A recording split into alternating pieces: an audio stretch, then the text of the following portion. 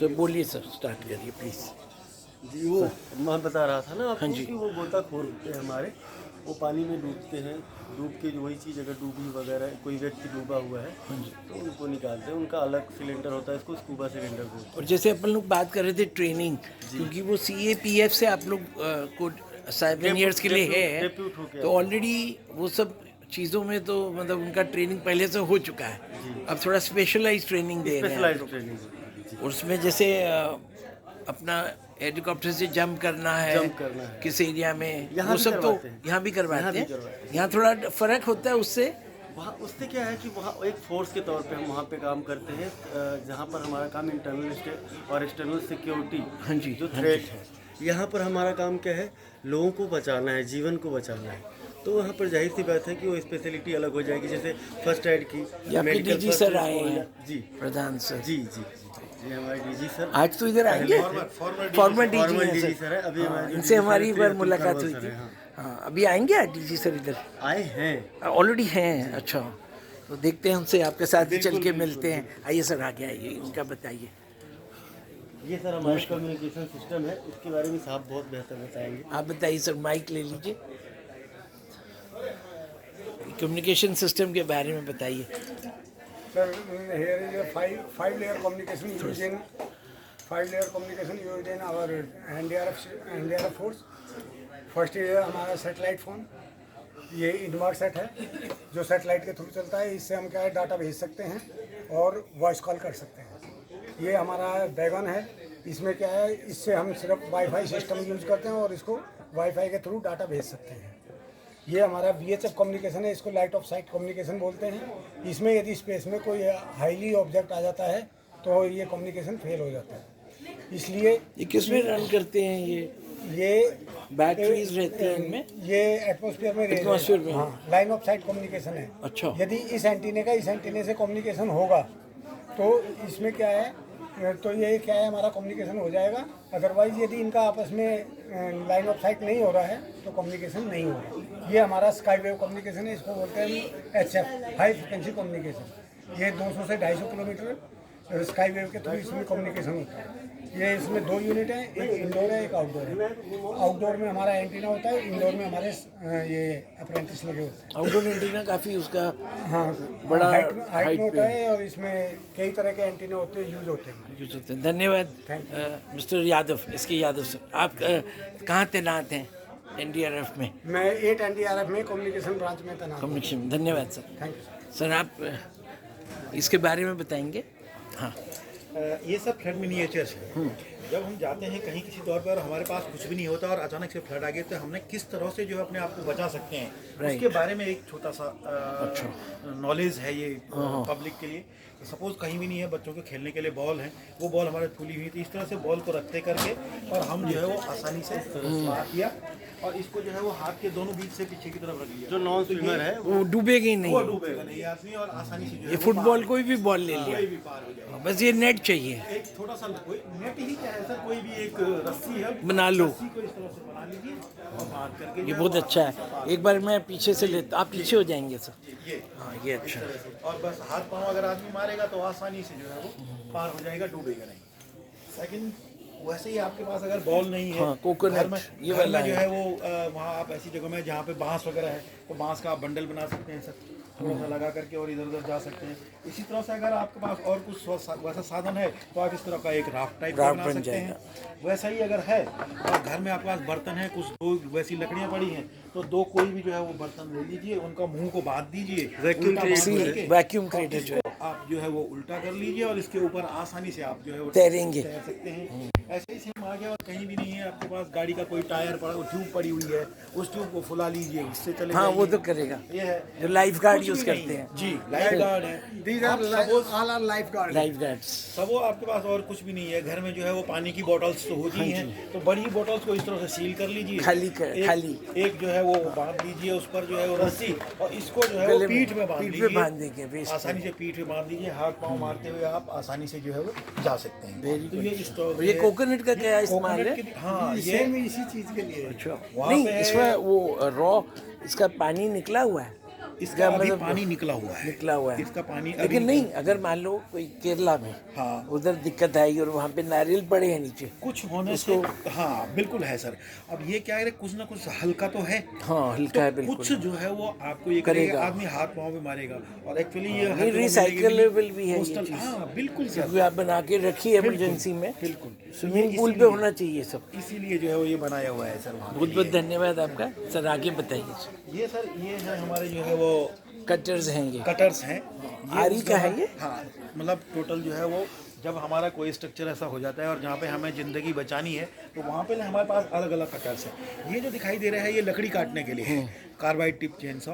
इससे हम जो है वो लकड़ी को काट करके, ये आपके सामने है, इतना आसानी से उस लकड़ी को काट करके हम रास्ता बना करके, या आदमी कोई लकड़ी के नीचे दबा हुआ है तो उसको काट करके आदमी ट्री लॉग ट्री कटर, हाँ tree cutter full cutter and wood cutter, हाँ wood cutter, very good sir. ये है सेम यही चीज़ जो है वो सर, इस पर 3 प्रकार की ब्लेडें लगती है। ये आरास हमारा ये देख रहा हूँ मैं ब्लेड्स, ये ब्लेड्स हैं, ये लकड़ी के लिए है, मेटल के लिए।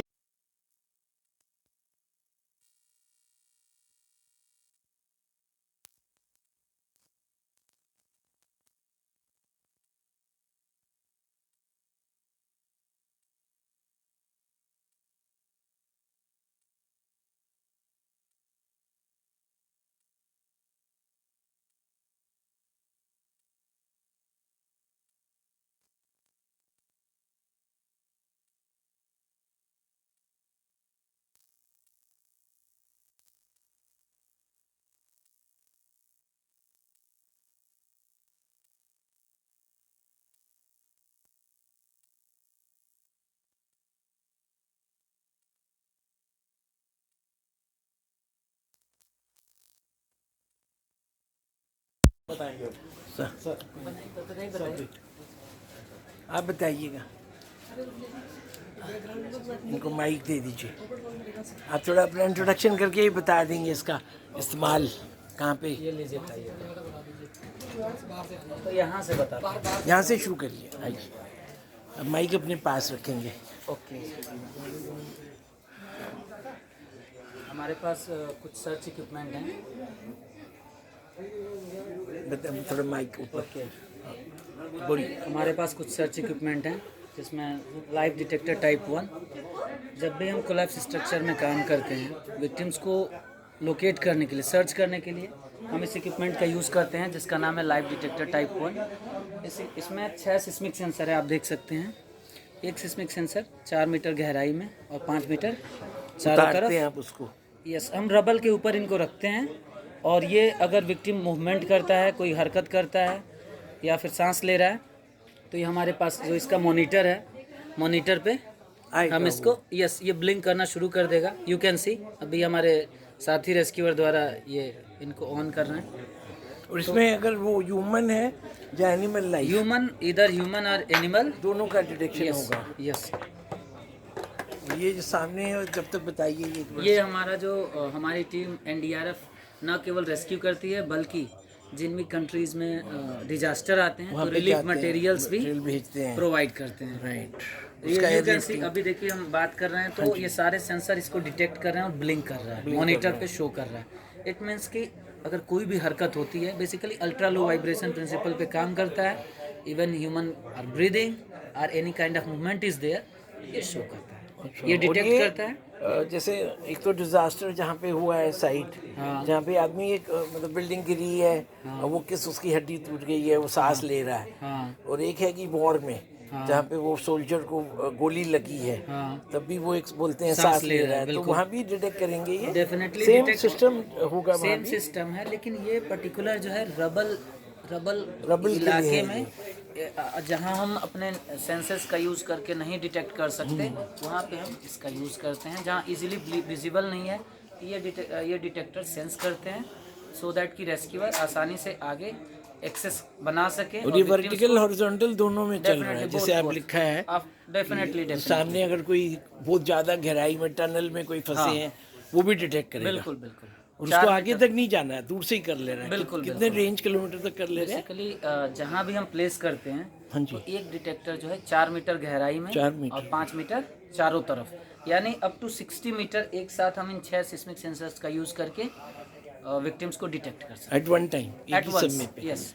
Very good. आप लोग का थोड़ा सा वो बता देंगे, आप लोग जो देख रहे हैं अपना नाम भी बता दीजिए और अपना। बेसिकली मैं इंस्पेक्टर चंद्रकांत तिवारी, हाँ जी। अपने साथी रेस्क्यूअर श्याम सुंदर के साथ हम लोग NDRF 8वीं वाहिनी से हैं और हमारा काम है रेस्क्यू करना और लोगों की जान बचाना, जो कि हमारा मोटो है सेविंग लाइफ्स एंड बियॉन्ड। उसी पर हम काम करते हैं। आपका मैं आपको ज्वाइन करता हूँ वहाँ पे और इसको कंक्लूड कर लेते हैं। आइए, मैं आपको ज्वाइन कर लेता हूँ। सर इधर आ जाइए। तो दोस्तों जैसे इधर देखेंगे, सर इधर आ जाइए आप पीछे। आप देखेंगे हम लोग आ रहे हैं, तीनों कैमरा आ रहे हैं ना। तो दोस्तों जैसे आपने देखा है कि ये जो आज हम लोग विज्ञान भवन में ये NDRF का जो एग्जीबिशन एरिया है वहाँ पे है और आपको हमने इन जवानों से मिलाया है और मेरी हरदम इच्छा रहती है कि एक इंस्पिरेशनल आपको इससे एक मतलब वो मिले हौसला। और जो लोग मतलब फोर्सेस ज्वाइन करना चाह रहे हैं, जैसे मैं उनसे पूछ रहा था आपके दूसरे जो इंस्पेक्टर सर हैं कि मैंने कहा कि जिसको ज्वाइन करना, तो उन्होंने बोला कि ये जो सेंट्रल आर्म पुलिस फोर्स है CAPF से हम लोग डेपुटेशन पे इधर आते हैं।